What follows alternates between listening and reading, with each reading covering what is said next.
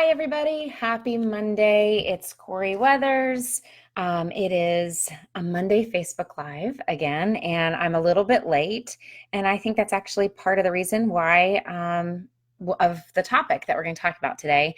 But really quickly, because there are so many people that are doing the Sacred Spaces book club with me, and that's what partially these videos are about. I'm going to share it into the group real quick and maybe give you guys a chance to show up and maybe share it with somebody that you think might want to find a little bit of joy in their lifestyle right now, because that's what I want us to talk about today. I actually want us to talk about finding your joy again, especially in this lifestyle. And I think it's especially important for me because if you have been following along on the podcast for the season 4 and maybe a little bit of some of the videos that I've done to date, it has not been hidden at all that this recent PCS was a little bit more challenging for me than in the past.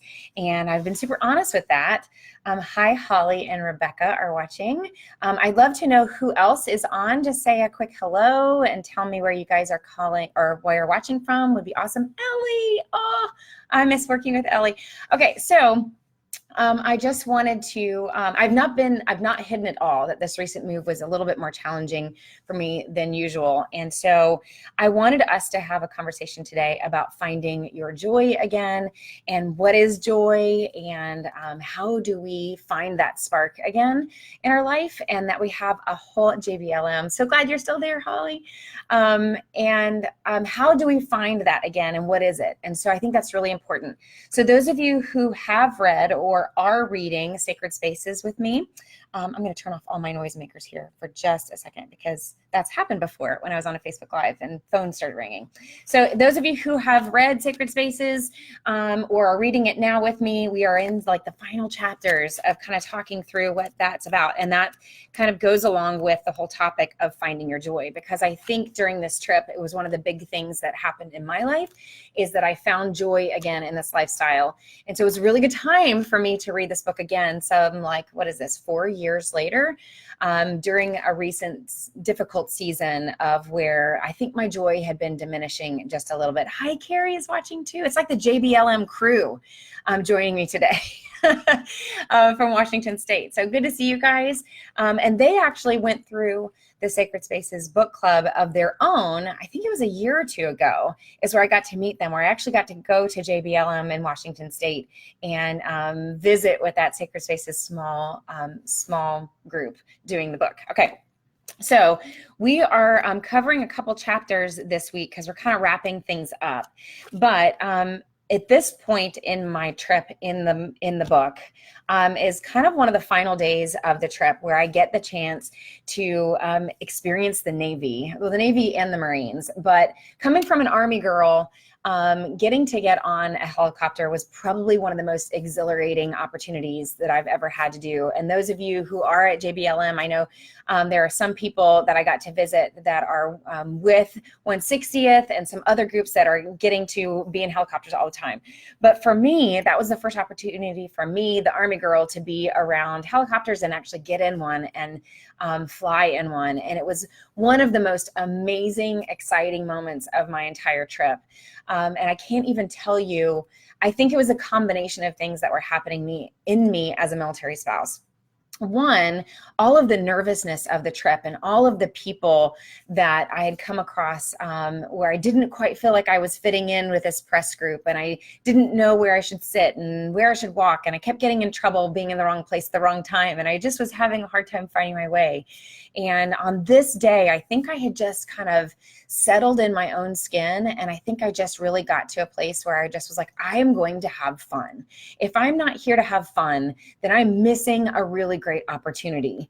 And so this was, I think, the day that I just stopped worrying about what anybody thought of me and what I was there to do. And I really just let myself be excited. And I was so excited to get on this helicopter. I was so excited to feel in my seat the rumbling that rumbles different on a helicopter than it does on a plane, to feel the exhilaration of being lifted into the air straight up instead of going down a runway. And the best part was that I just sat back and I watched the crew. And I remember thinking to myself, I wonder if this wears off, because if I could get like a military job at military camp, like I would choose the helicopter. I had decided it on that day, in that moment, I'm going to choose the helicopter because it is amazing. The smell of the diesel and just floating in the air and all that was so amazing. And I thought to myself, I wonder if these guys on the crew of the helicopter, I wonder if they still feel the excitement that I'm feeling right now. Like, I wonder if that newness has worn off, or if the fun has worn off, and maybe it's mundane after a while of doing it all the time. And in that moment, I thought to myself, gee, I really hope not. Like, I hope that they are having just as good of a time as I am right now. And even though it may not be new for them, that maybe this is something that they still enjoy. Because I remembered thinking back on some of the things that my dad used to say about flying planes. And I used to think, that sounds like a really cool job to have. And I wondered if he still enjoyed it. And he would always say, there were parts of it that he didn't, but there was just something that he loved about flying through the clouds and the things that he got to see. And it's not something that everybody gets to see out through the cockpit window, right? And so I remember looking at the guys that were on the helicopter that day, and they had a spark in their eye. I don't know how to explain it, because I think that what we get to experience back at home as military families is not the true experience that they experience in deployment, because these guys were deployed. This was us flying over the Persian Gulf, and we were flying to an aircraft carrier in that moment.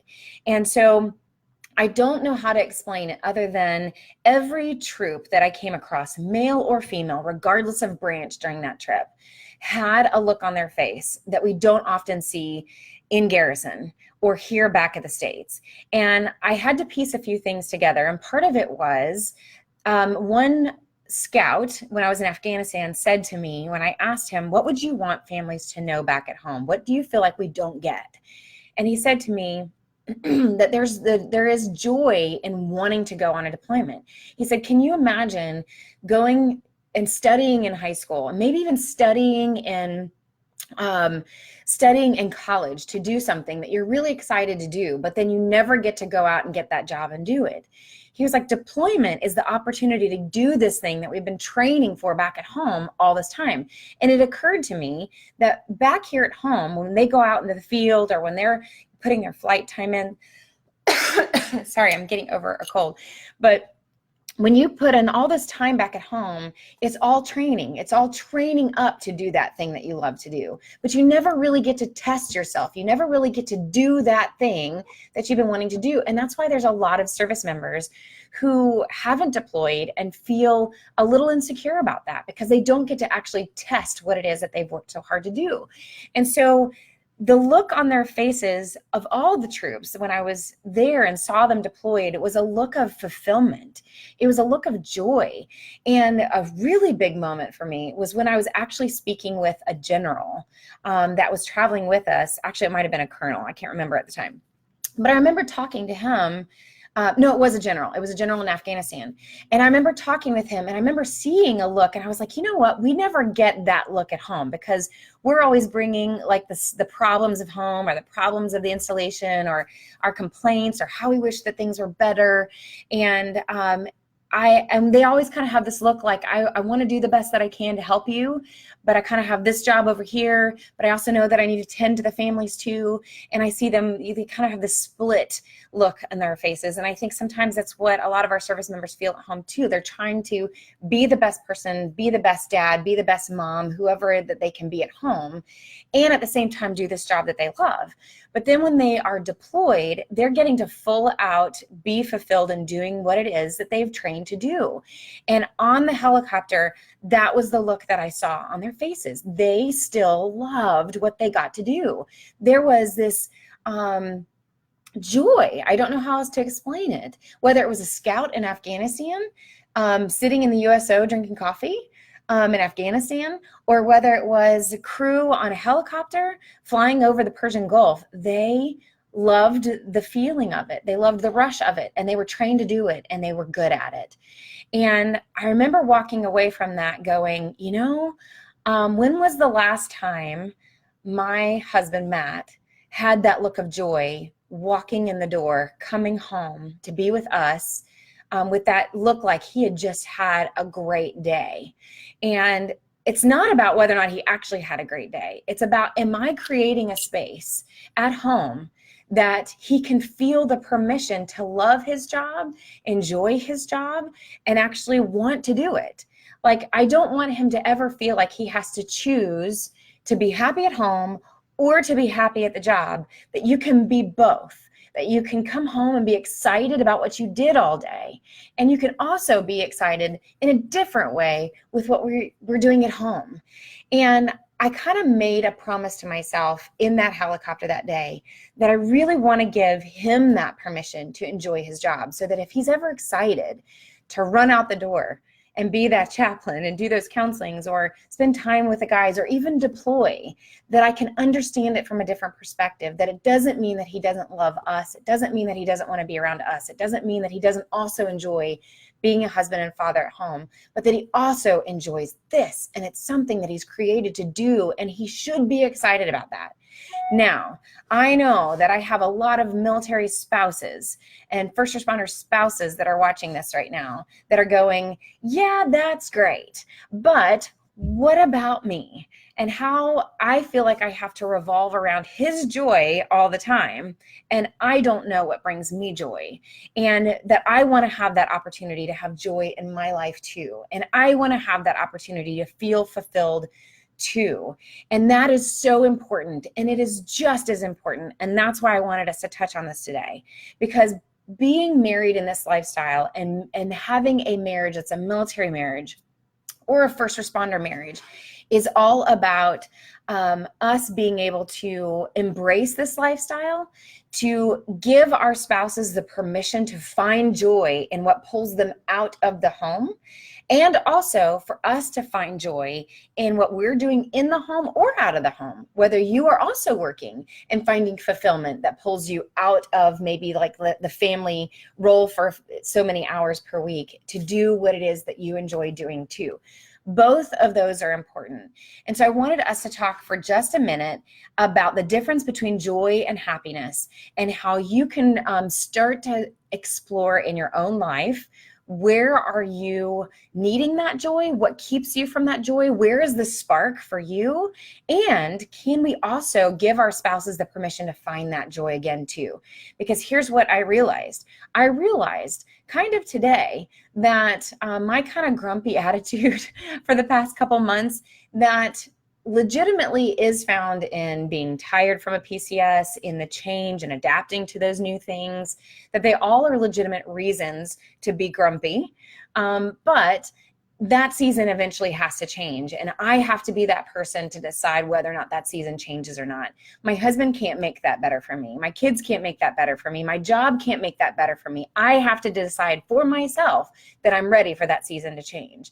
And it's up to me if I choose to hold on to that grumpiness, to that resentment, and I'm choosing that then over joy. So I'm going to pause here for just a second, and I want to ask those that are watching, what are your thoughts about this? Tell me, are you one of those spouses that's struggling with trying to find joy in your life again? Or maybe you have been working on that and you know what brings you joy? So here's what I would love. For those that are watching, I would love for you to text from or message, comment here in the video.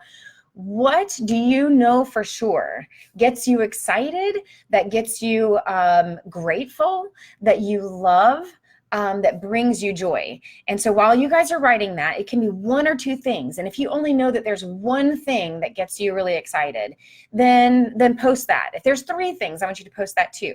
So while you're doing that, here's a couple things as far as the difference between joy and happiness.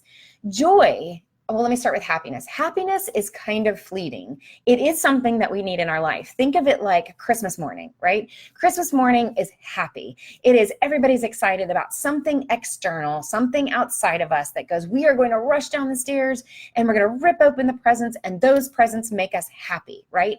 Because it's something that's outside of us that is external. It could be the presents. It could be the cinnamon buns that you guys make every Christmas morning. It could be the fact that you're with family or the tradition that you have. Lots of external things can bring us happiness. It makes me happy to garden, let's say. Doing something externally makes me, like gardening, getting in the soil, working really hard makes me happy. Momentarily brings kind of this feeling of excitement. But joy is something that is a deeper fulfillment. It is a satisfaction. It is a peaceful, fulfilled place within yourself where you go, I was built for this moment of joy. I was built for this moment of realizing that I am made to do something really well, and I enjoy it, and I feel fulfilled by it. So it's something that comes from you internally. Hi, Kimmy. Kimmy is my mother-in-law. Hi, Kimmy. I'm glad you're watching. I know for a fact, I don't know if Kimmy's going to say anything, but I know for a fact that Kimmy has gone through a process of finding what brings her joy versus what brings her happiness as well. So you can jump in, because Kimmy is a first responder spouse, retired, but still part of this family. So that's the difference between happiness versus joy. Happiness is great, and we should have that in our life. Joy is more fulfilling. Joy is a deeper seated satisfaction. So here's how you know if something brings you joy. You know something brings you joy if it is something that you're really good at, that you lose a sense of time in, right? That you are, let's say, like, for example, I love to learn.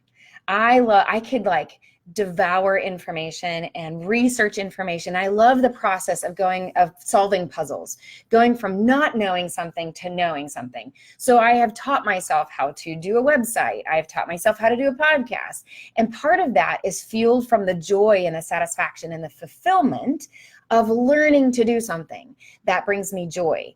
What also brings me joy is relationships. I love to see relationships grow and change. I love to see relationships become better. And so when I'm working with couples, when I'm working with individuals, when I'm working with spouses even, that are trying to figure out, like, what are they good at? I love seeing that moment of them going from not knowing what they're good at to seeing they're actually really good at a bunch of things. And so I want to kind of know, for you guys that are watching, what is it that you feel like you could lose a sense of time in? Whether it's gardening, whether it is organizing. Some of you guys out there like are so talented at organizing, and I wish that I could invite people like you into my house to organize it and get me on track, because that is not a strength of mine. Some of you guys are great at leading people, and you get great satisfaction and joy out of investing in other people and leading them, and you're really good at standing in front of a group of people and motivating them to do something different and to do great things with a team. Some of you, I know Amanda, I don't know if she's still watching. I've done Amanda's Strength Finder, and I know that Amanda is just as good at relationship building. She is 4 relationship builders. So she's like one of my superheroes on relationships. And she has this beautiful way of calming hearts and calming minds around her in the way that she talks, in the way that she leads her team, in the way that she's able to cast vision relationally within that team. And it's something that she's super, super good at. Let's see. Kimmy says playing with her grandchildren, and yes, serving anyone a meal. And I've been a recipient of those meals, and I know for a fact that there's great joy, not just happiness, but great joy in serving someone a meal. And hospitality is one of her strengths. Holly is saying helping out a cause you believe in, bringing awareness to things you believe in are important, bringing people together. Holly, I think I've also seen you do that at JBLM too. That's a great example. Carrie says the time that she spends with Jesus, gardening, and helping spouses. And I've also seen Carrie do those things too. These are all really, really, really great examples. And cooking. Okay, so great, great, great examples. So we need to start paying attention to the difference between what brings us happiness and what brings us joy. What brings us joy can also bring momentary happiness. But if we find ourselves chasing happiness, that we are supposed to feel happy 24/7, that's when we're going to find ourselves chasing something that is fleeting and not supposed to happen. If we were happy all the time, even if we had feelings of joy all the time, I think that we would miss out on what suffering brings to our life. Suffering gives us the opportunity to build deep character and develop good coping skills, and also reach out for help, whether that's in your faith or whether that's your community. And there can be great joy, maybe not happiness, but great joy in reaching out for that help when you experience the limits of your own strengths and you actually reach out for help and realize that it is in community or even in your relationship with God, if you're thinking faith joy, that you get that fulfillment and that joy of realizing, thank goodness I did not have to do this on my own. And that community and fellowship and having that relationship with God makes it even better to get through this suffering, that I can have joy even when they're suffering. So that would be a great example of the difference between joy and happiness. You can have joy when things are difficult because you know you're not alone, because you have the strength to get through that moment. You reach out for help, whatever that looks like, and you find joy in community. You find joy in the strength you didn't know that you had, which so many of you guys out there, that is why you're amazing and why we love to serve this population, because you have so much grit. You have so much, I don't like to use the word resilience, but you have so much grit and strength that sometimes it's just remembering that. So let's see what else. So many comments. This is great. Okay, Colleen says writing, taking classes, one-on-one talks, quiet time at church, new marketing project. So Colleen finds joy in marketing and writing. So it's a great example. Shauna is a police spouse, I think, right? Not first responder. I think she's Leo.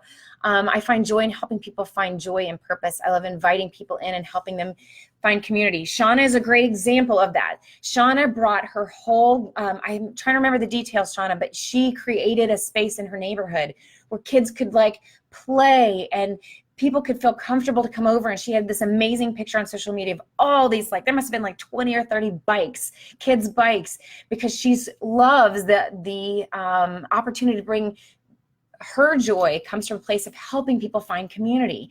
Shauna, that's a perfect example of that in your life. Let's see, Carrie, it's so important to allow yourself to experience the suffering. Carrie has an amazing testimony on that as well. Kimmy says, humans and circumstances can make you happy. True joy comes from the Lord. That's a great example of what we were talking about, and being able to realize the end of ourselves and the beginning of outside of ourselves, of where we can only go so far without the help of other people. Okay, let's do one more. Christine says, why don't you like to use the word resilience? Thanks for all your videos. Okay, I don't like the word resilience, Christine, because the definition of resilience means to bounce back. And I'm kind of a nonconformist, and I don't like it when people tell me what to do. And I usually, Kimmy would laugh because that's probably where my second son gets a little bit of that. But I don't like when people tell me what to do, and there's a part of me that has to wrestle with that. And if they're right, then I have to come to terms with it, and I just have to do the right thing, right? But there's a part of me that I sometimes go, how can I either do it anyways or do it differently because you said I couldn't, right? So there's this kind of nonconformist part of me that I have to wrestle with and deal with. But when the military kept using the word resilience, it meant to bounce back. And to me, I didn't ever feel like I was bouncing back. It felt like an expectation that I couldn't do. Like I don't bounce back quickly. I'm not, a strength of mine is not adaptability, which is why this recent move was a little bit more challenging for me. We had moved so frequently and moving across country this time that starting over again was just something I was kind of like in a toddler tantrum of stomping my feet, and I just don't want to do it again. And I didn't feel like I was bouncing back. I would much rather bounce forward. And so resilience in that definition was not a definition I liked, and I didn't like the military telling me that we needed to be more resilient families. Just bounce back, guys. I felt like what we actually needed as a community, both the first responder community and the military community is the ability to bounce forward and grow.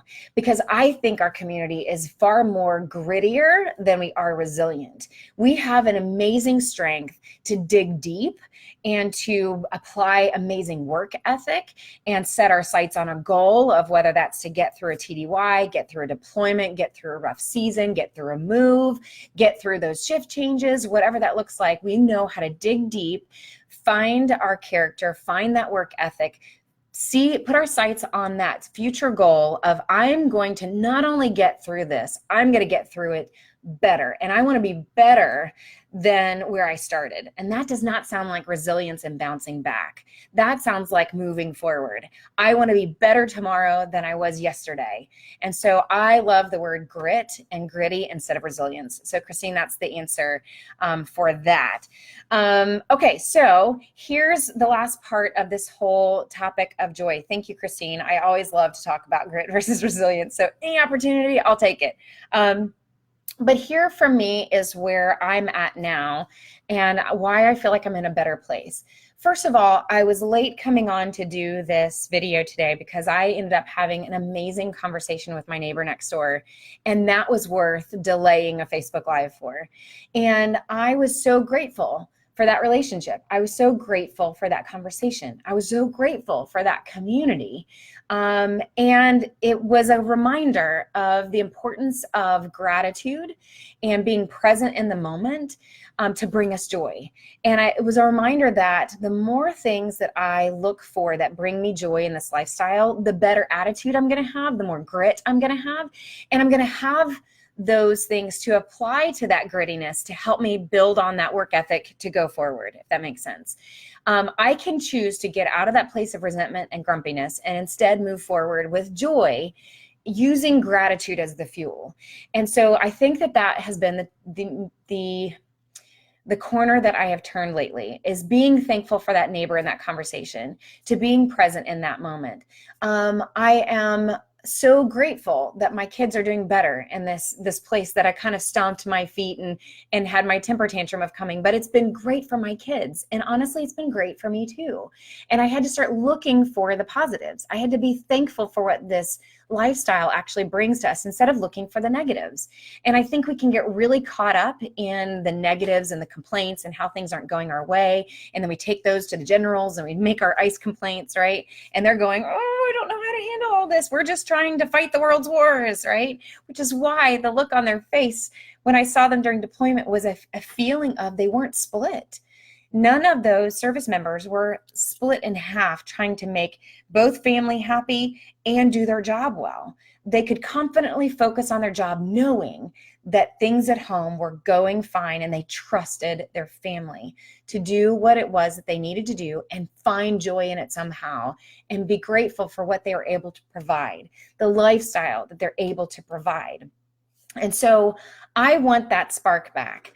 I want the feeling of joy to come back. And I think over the past week or two, I've had to ask myself the question, just like I'm asking you, what brings you joy? And once you know what brings you joy, those things you lose time in, the things that you get really excited about and you don't want to put it away, the things that you walk away, maybe the relationships or the conversations you walk away from and go, that was amazing. I'm really glad I did that. I should do that more often. Whether that's organizing by yourself and bringing order to someone's chaos, whether it's encouraging someone, whether it's inviting them into community like Shauna was saying, whether it's helping somebody with a plan. Some of you guys are so good at strategy, and that's one of the things that we do with coaching sessions with the Strength Finder, is helping you find and narrow down and find your words of what are those things that bring you joy and fulfillment. Because you as spouses, if you're a spouse that's listening, you have to find those things, and you can, and you deserve it, and you're worth knowing what it is that you're good at so that you can do those more often. Some of you out there find great joy in investing in others, though, and you might be doing those things too much to the point of exhaustion, and it's not bringing you joy anymore. And if that's you, it's okay to rein that in, find some self-control so that you aren't wearing yourself out. If you're exhausted and not finding joy in those things, it's time for you to take a break, and it's okay for you to do that. Just like we would tell our spouses, our serving spouses, you got to take a vacation. You've got to walk away from the job. The job doesn't define you, right? It's okay to love the job. It's okay to be good at the job, but we all need to have rest. We all need to have sabbaticals. We all need to have self-care so that we fill back up and then we have something then to offer. So the things that you find joy in, I'll give you a hint. Those things that we find joy in are always magnified when we're able to use them to serve other people. So if you love organizing, if you love cooking, right, that's why it feels different to cook for yourself or organize your own chaos versus walking into someone else's home with a casserole, or walking into someone else's home to say, you have been telling me for weeks that you're having a hard time cleaning and organizing your desk or helping to manage your kids' schedule and coming up with a routine. I love to do that. I'm really good at it. And it would bring me so much joy and excitement to sit down and order that chaos with you. And I'm good at it. Let me serve you. That's a great sign of how you can magnify that joy in your life. So the hint is, you're always going to find more joy if you can take that thing that you're good at, that excites you, and invest it into someone else's life. Honestly, I think that's also part of our service members' experience too. When they go on deployment and they know that not only are they getting to do what they love to do, they're also getting to do what they love to do for someone else, whether it's to bring that person next to them home safely, or whether they know that they're doing it for the country, or the safety of those that they love. Whatever that reason is, it is not just isolated within their own selfish desire to do this well. It has a purpose behind it. And usually that purpose is attached to serving other people. And you guys need that too, as long as you're also taking those moments to take a break as well. So if you guys have any questions about joy versus happiness, or if you're having a hard time finding what that joy is in your life and you're not really sure, I would love to reach out with you and talk with you about coaching. Or if you have a quick question and you want to post it here on this thread, I'll be happy to see if I can answer it while we're on. But that's a lot of what the coaching is for. And I'm going to give you guys just a couple minutes to write, just in case you're thinking of anything that you're wanting to comment before we close up for today. A couple of quick announcements while you're thinking about that. The podcast season 4 is going to be closing soon. We are ending October will be the last of the episodes for this season.